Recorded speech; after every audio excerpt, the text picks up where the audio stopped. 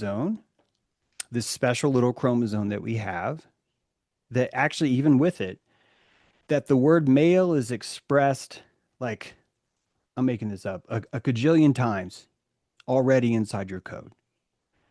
That built into the code is this gene that says, let's make a male. We know this through mice, by the way, that you can, it's really easy to get a hermaphroditic mouse that has ovaries and testicles. And so think about it as you have to write the instruction enough to make it important. You have to repeat it enough to make it important.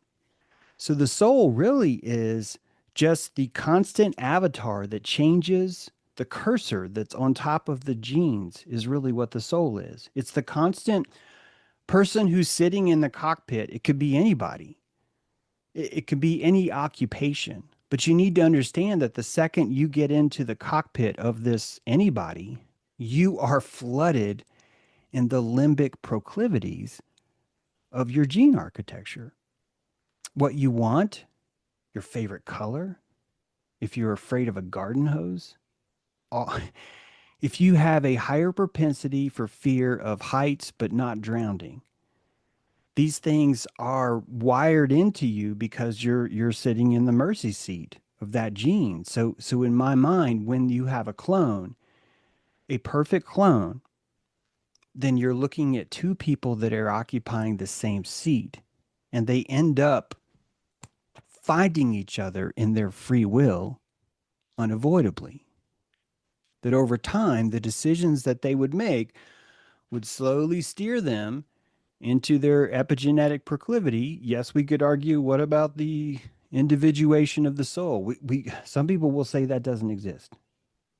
Some people, honestly, I highly respect, say that doesn't exist. I disagree with them. I disagree with them because we haven't studied the science of aesthetic or qualia yet. What I mean is that if you take into account how much qualia you absolutely will require in order to just even fucking be here, that is your free will.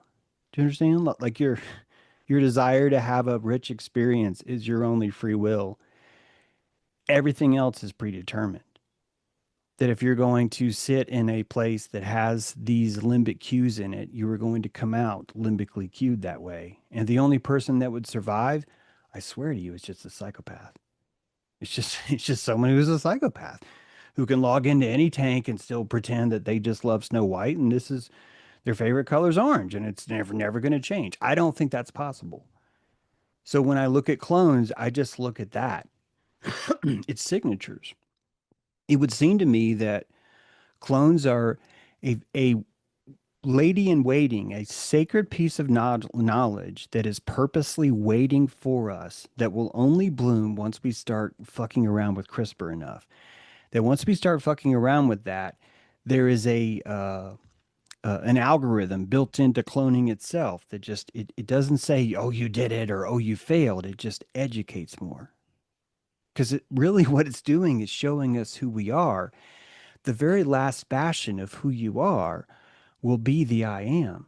This will be the final, uh, honestly, this will be your final soldier.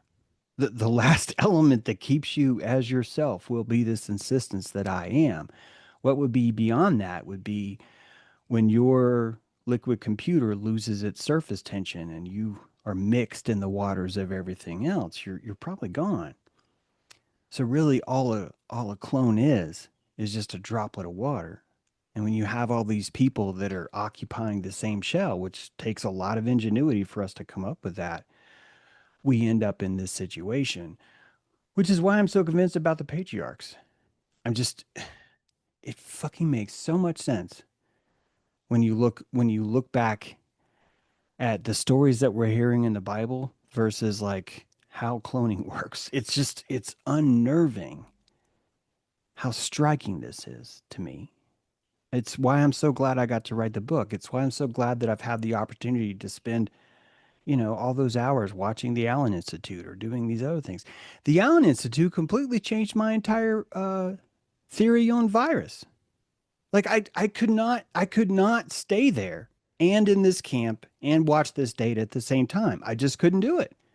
I'm not saying I'm right, guys. I'm telling you that if you go this way, if you make your squiggle go this way, I don't think you're going to come out any different than I am. I just think I don't think predeterminedly it would be possible unless you brought in a lot of trauma or a lot of belief, right?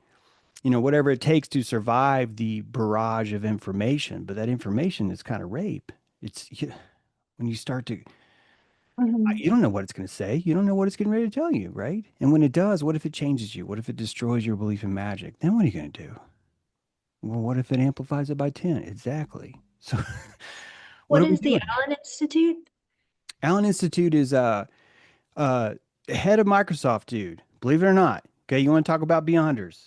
All of us are just like, fuck them, fuck them. Fine, keep doing that. But the Allen Institute, Steve Allen, I think that's his name, one of the founders of Microsoft, Paul Allen, thank you, True. I can read your lips. It was Paul Allen says True.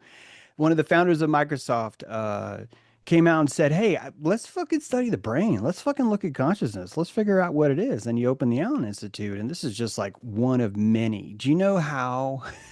Do you know who pays for Michael Levin's work? Is fucking Paul Allen, the Allen Institute.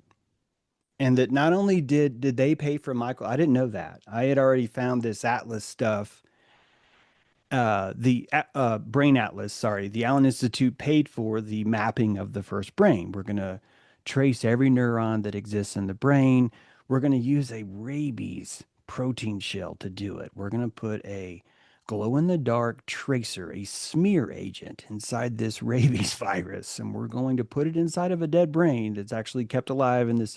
Anyway, I'm not going to the ethics of it right now. They're mapping the entire brain because the rabies virus is able to leave a marker on every spot. So you're able to know which neurons are fired first and which aren't and how they work on their whole life. It's completely changed our entire understanding of how our psychology works. And I think how our immune system works. Allen Institute is who taught me that there are afferent nerves in the eye. I did not know that. I never knew that. That there are nerves in the eye that we don't know what they do, that they come into the eye. They're not in the eye and leave. They're in the brain and they're coming into the eye. There's cords coming from somewhere else into the eye. What the fuck's going on there? So and then you have all this contradictory data that evolution would always find the least path of resistance. Well, why the fuck over your eye is going to go all the way to the back of your head and create an occipital lobe, then send the signal all the way back through? Who would do that? Who would do that? And the answer is this holographic time machine. Three different entities would do this.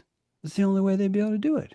They'd have to develop their own sense of I know what's true. I know where the vision is. So this is why cloning, I don't even think cloning is a real word, Mary Jo. Like it is, but I it's so much more about every single element has the ability to be conscious because we're going to redefine consciousness as something a little bit more sentient memory. You can separate the two and say memory and sentience are separate, but I don't really know if you can. I think we're making the same mistake when we consider that water can't be a computer. Because if I can shout into water, if I can say I love you into water and you drink that water and you feel better, this is a computer.